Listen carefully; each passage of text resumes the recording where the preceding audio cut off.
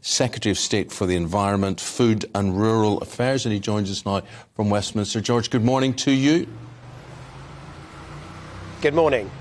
I'm interested what you've got planned here and why this is so different. What will this mean? I mean, at a time of rising food prices and food security, will this help in any way?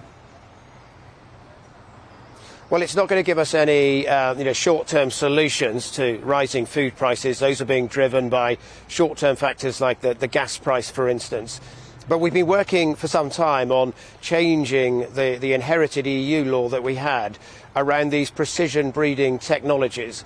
And so there are practices called gene editing, where you move a trait within a species, so maybe from one variety of wheat to a different variety of wheat, and you're able to do what could be done through natural breeding processes, but in a more targeted and precise way.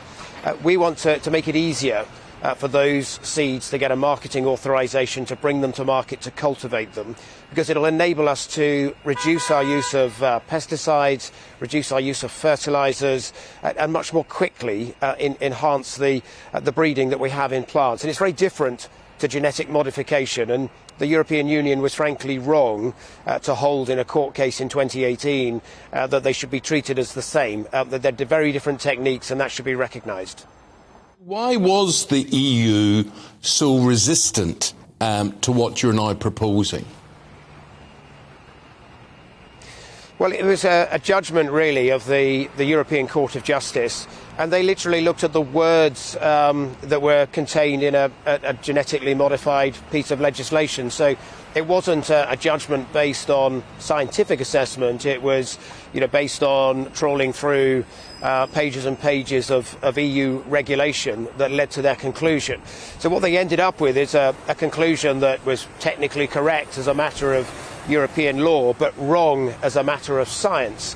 And so now we're outside the European Union, where we're in a position to be able to have science-based decisions in these areas, to put in place an authorization process that's appropriate for these precision breeding technologies, and to recognize that scientifically it is different to genetic modification.